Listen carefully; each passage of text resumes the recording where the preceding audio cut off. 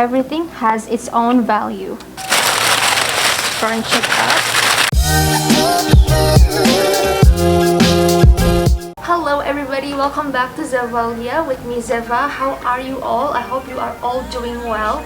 In this video, I'm going to be showing you how to make your very own compost bin at home. This is super easy, don't worry. There are various methods on how to make your very own compost at home, and I'm going to show you one of them. These are with items that you already have at home. A few you might have to buy online or to a certain store, but it will definitely be implementable, and I'm sure that you will enjoy the process. Now, why composting? Why do more people, more households need to compost, especially when you have your own front yard, backyard? But even if you live in apartments or in smaller units, it's also totally possible as well. Compost has many benefits. Apart from the personal benefits, for example, you can create your very own fertilizer, your compost for your plants at home. If you look at the wider spectrum, at the wider vision of things on the international level, there is a lot of waste management issues in various countries, specifically regarding the conditions of landfills. Have you heard of landfill gas or LFG? So organic materials that exist in landfills create landfill gas. So these LFG approximately contains 50% methane and approximately contains 50% carbon dioxide. And the remaining percentages contains a small amount of non-methane organic compounds. Now the issue here is the methane gas, of course, because according to an IPCC assessment report, methane gas contains potent greenhouse gases 28 to 36 times larger than carbon dioxide. It is a potent greenhouse gas containing 28 until 36 times more effective than CO2 or carbon dioxide in trapping heat in the atmosphere for over 100 years. And of course, this contributes to global warming and the overall climate change situation. And that is why when you compost your household solid waste, it is super helpful for the environment. So let's not waste the organic materials that we have in our household and turn it into something valuable. This also helps with your less waste or zero waste journey too. So let's get started. Okay, first I'm going to show you what you need to prepare for the preparation process and the reasons and why we need these materials, because every material that you use will give an effect to the composting process. So in a nutshell, you will need green materials, brown materials, and also you need to know about what kind of materials not to put in your compost bin as a recommendation, but you can also do so if you want. And another important factor is that you need to know about starters. So what are green materials? Green materials are sources of nitrogen. You can find these from your kitchen waste, or you can say kitchen leftovers. So these are my sources of nitrogen. As you can see, this is like an old banana peel. And then here are some various leftovers from cooking processes. There are various leftovers from fruits, veggies, and also if you have any green grasses or green leaves, you can also put it in. Even any coffee grinds or also old tea bags that you don't use anymore, after you use them, you can also put it in the compost. And here at the bottom, I also have many other leftovers from fruits and also vegetables that I really need to compost as soon as possible. And in this trash bag here, I also have various green leaves. You can also use green leaves and also grass as a nitrogen source. And these are also other kitchen waste that I have that I'm going to be putting in my compost bin. If you also have any moldy bread, you can also put that in your compost bin. Now for the brown materials. So the brown materials are basically the sources of carbon. Here I have two baskets. The first basket here, this is shredded cardboard. Well, not shredded, but I cut it up into small pieces. Now apart from cardboard, you can also use dead leaves or dry leaves. As you can see here, I have banana leaves and also various types of leaves that I picked from around my house and also down the street. And there's also some twigs in there as well.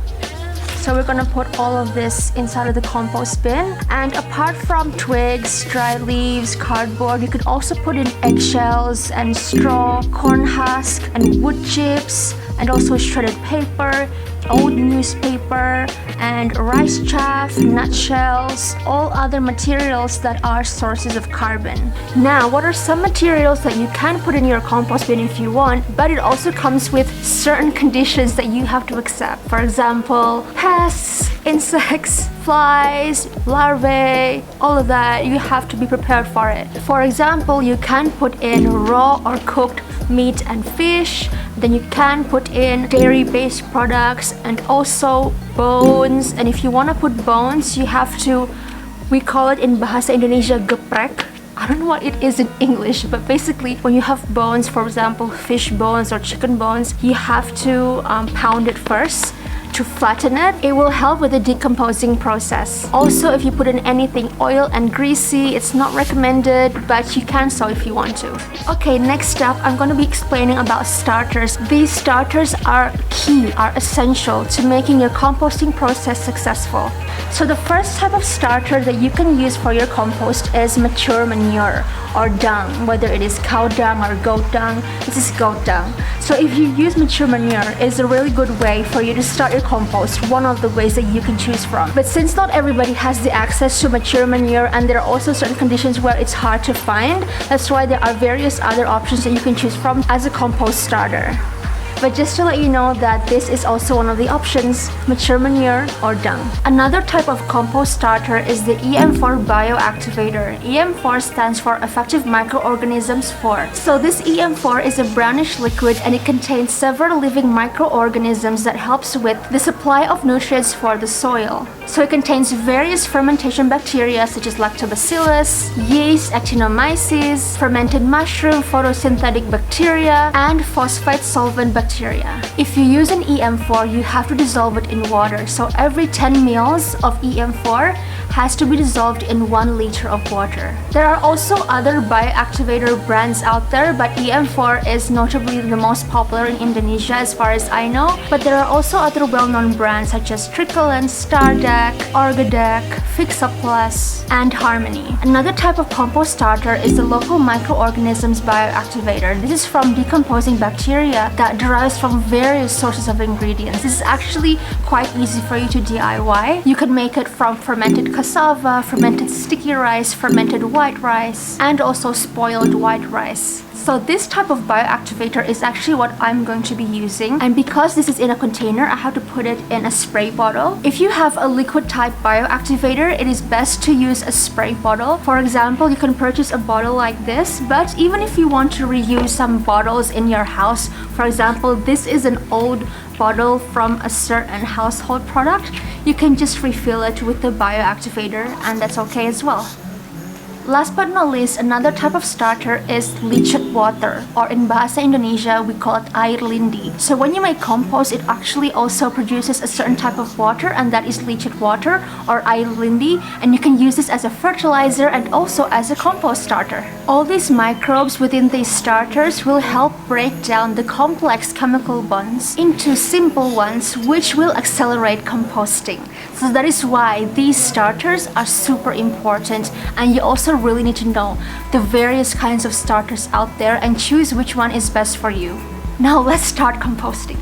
Here I have a knife and a cutting board. I'm going to be chopping up every green materials that are still not in smaller size. So we need to chop up, we need to make it all smaller so it will biodegrade and compost much more quicker.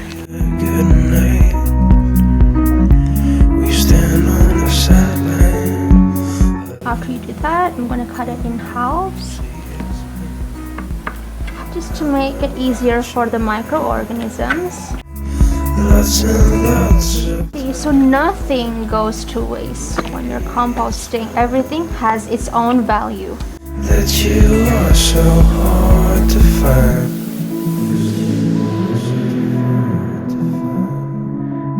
Also, if you have any banana peels, see, I have chopped up all of my organic materials. I'm gonna put that in soon. But before that, I want to share with you that how you put in these materials between the green and the brown can vary.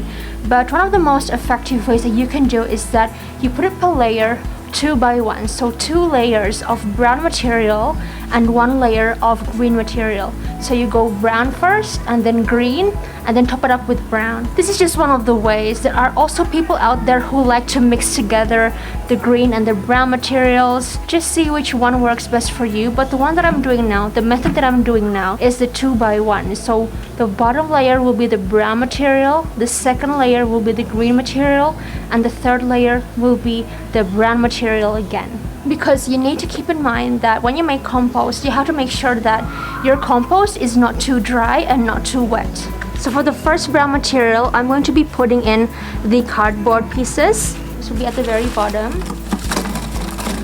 So each layer will be around 10 centimeters more or less, but you can just suit it with the size of your compost bin. Now I'm going to put in the brown dried leaves. And by the way, what I'm going to do is I'm going to scrunch it up a bit so it won't be like totally full size.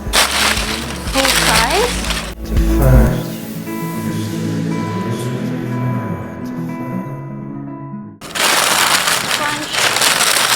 Also use your gloves. Scrunch it up. Now I'm gonna put in the leaves.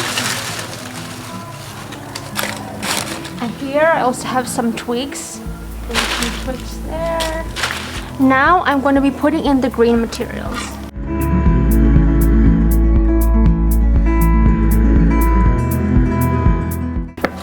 Sure. Squeeze it to the bottom.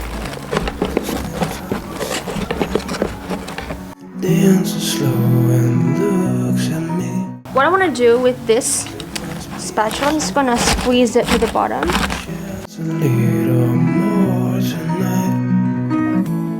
I know I tried. If you don't have a wooden spoon as long as this, I highly recommend it. But at the same time, before you put in the last brown material layer or the dry leaves, the cardboard and every other carbon source, you have to spray the bioactivator.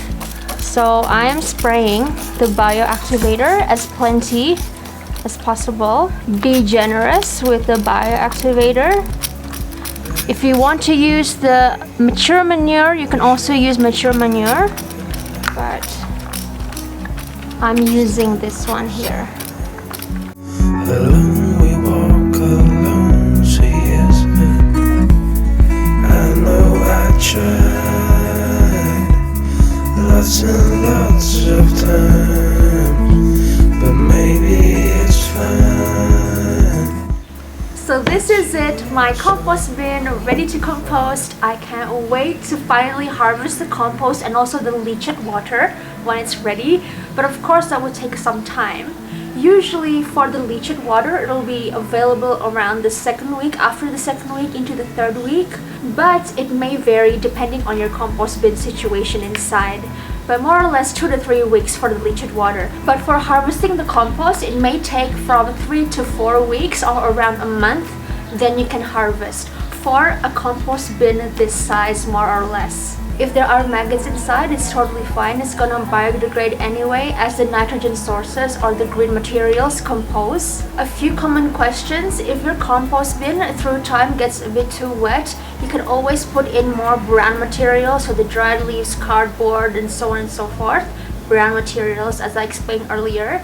And if it's too dry, you can always put in the bioactivator spray, so you can spray in there so it won't be too dry. And what is super important is that you have to stir your compost bin twice a week. I do recommend to stir it twice a week. You can do it once a week, but for me, in my opinion, twice a week is recommended. Thank you so much for watching, and I'll see you in the next video.